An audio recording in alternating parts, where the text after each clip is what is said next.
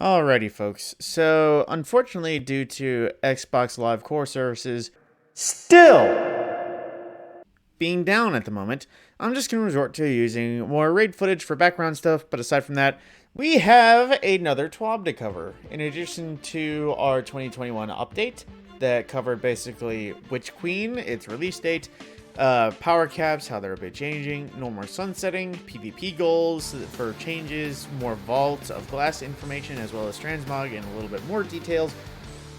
That is the 2021 article. Read on that or watch my other video if you haven't. But of course, we also have, with the TWAB starting, a trailer for the Exotic Scout Dead Man's Tale. If you want to take a peek at that, it gives you some fancy flair to it. But of course, the most immediate topics to also follow up is the deep dive for the Deepstone Crypt. Basically, what deep dives are live developer commentaries.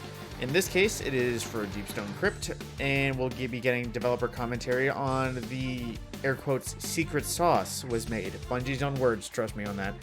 And that will happen March 3rd, next Wednesday, at twitchtv.bungie or youtube.com/bungie at 10 a.m. PST. So if you want to catch that, be sure to be visiting. They'll have representations, according to Bungie, from various disciplines of developing for design, art, VFX, narrative, and other things. So they'll be dusting off the stream equipment and being there. But of course, the main topic for this TWAB is ritual weaponry. So, as some of you know, a few seasons ago, we were introduced to ritual weaponry in the form of Python, Buzzard, and Komodo, Season of Dawn. The last time we got officially, how should I say this? Core activity specific weaponry, I suppose. They all had quests for it. We got new ritual weapons in the form of Stars and Shadow for Crucible, Xenoclast for Vanguard, and Crowd Pleaser for Gambit. While they aren't exactly unique perk rolls, they have a very wide pool of perk options in addition to a slightly lower drop chance than normal, supposedly. So, they added 2 more of each for each activity playlist. If you take a look at your collections, if you haven't seen these yet, there is 2 Vanguard weapons, a pulse rifle and a rocket launcher, 2 Gambit weapons, a hand cannon and a fusion, and 2 Crucible weapons, a sidearm, and a sniper. Those all can just drop from playing any of the activities, and they're intended to be the same thing, weapons that have wide loot pools, wide perk pools, but also slightly lower drop chances. Basically, if you needed a reason to jump into Gambit or Crucible, these weapons could be it if you had no powerfuls, no bounties, no real objective.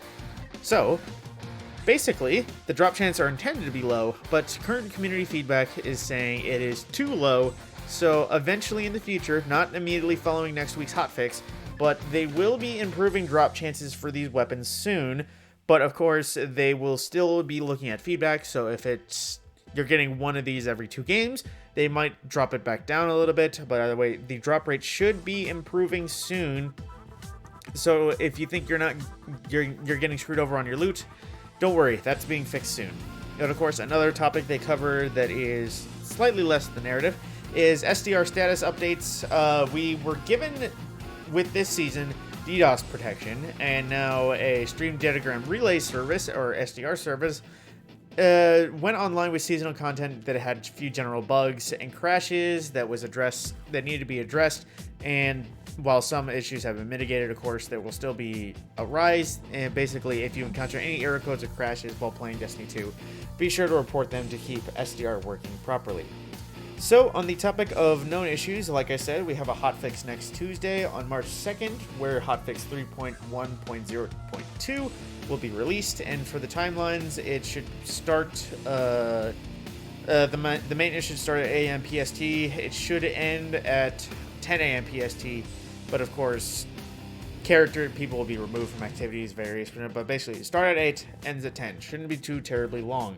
But of course, some issues that will be fixed mainly when the hotfix goes live is a Barrier Colossus and Battlegrounds not just casually moseying on out of their shields in Behemoth. So, that's beneficial, as well as the Chosen Destruction Umbra engram focusing lens will now allow players to actually focus their Umbra engrams in addition to beneficial modifiers in the Battlegrounds playlist working as intended. Heavyweight, brawler, Grenadier, those good things. They'll actually work properly. As well as on the topic of presses completions, to ensure that progress is made for Voice on the Other Side, which is, I'm assuming, just completing the thing, be sure to actually collect your quest before doing pressage. Because I can't believe I need to say that. Be sure to actually be allowed to do it. Don't just join a friend and do it because you feel like it.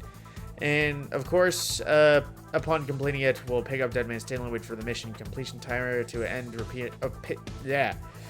appearing to orbit, basically. Actually grab the rifle and sit there and wait until it says mission end. Because that's an issue. People seem to not understand that just killing the boss is not mission end. You actually have to go out to that last thing. And of course, there was an issue of in-depth mislabeled exotic ornaments that if you've logged in recently and received you would have received a message if you qualified for a refund, just because of some items being more costly than intended in the Eververse store. And of course, there are issues of Bright Dust also not dropping from various Gambit, Crucible, and Vanguard collection playlists in the week 1 and 2 and 3 things. Of course, there is still the Help Center, there's the Companion Forum, there is help.bungie.net. It's, there's new places to report issues. But of course, the Companion app, there is some known issues there. But specifically, there is a forums for known issues on the Companion app. But current known issues to be addressed soon, hopefully, is the Thrasher Triumph not properly reading destroyed Thrashers in Arms Dealer. The Scanner and Operator augments and Deep Encrypt are the same color in the Tritanophobia colorblind mode. The Mind Vault ornament, a personal favorite of this season, for Insurmountable Skullfort may result in a requires mod item error. So please fix that. I want to use my nice ornaments, even though, Curious of the Falling Star all the way this season. The portal to the Ascended Realm and the Corrupt the Strike after the Ogre may close if a player is too far ahead of the rest of the fire team. Quit skipping. Just stop running ahead of your fire team. Just don't. But in other news, the door to the Spider Tank encounter, the Hollowed Lair, may not open for some people. That is an issue. The Lost Sector puzzles for the Xenophage exotic quest may not correctly record what people are saying. The players may earn an I am invincible medal when the opposing team actually completed their requirements. I'm assuming that's a Crucible issue. They don't really specify. Also, this is an issue I've encountered: players completing Xenology for an exotic cipher. If they already had one in their inventory, it just wouldn't go to Postmaster. It just would disappear with no reward. And also, there's an issue with the Champions modifier being present for Presage Master because Scorn Champions don't exist. They would not introduce Scorn Champions just because of a mission. They would do it because of a season. But players also have issues where killing the boss at the Fallen Saber Strike and then die may see a darkness screen and will respawn at the beginning of the strike, which cannot be restarted.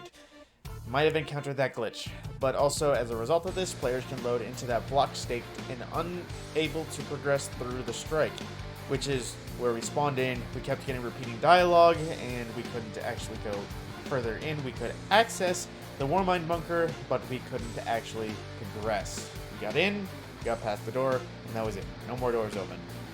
That is also, unfortunately, occurring for the Hollowed Lair as well. So aside from that, there is more movies of the week to go check out if you are so inclined of exploring some more art and media. But that is all for the books, as DMG leaves us with a little message about Iron Banner going, climbing pinnacles, getting new Time Worn Spires, and various other things, and the usual cheers from DMG. So with that, that is the TWAB. Hopefully you actually learned something new. Hopefully you got some up-and-coming news about coming. I do agree. Ritual weapon drop rates seem to be a bit too low. They could definitely benefit from an increase in that department. But with that, my name is Matt Scorpion, and I will see you in the next video.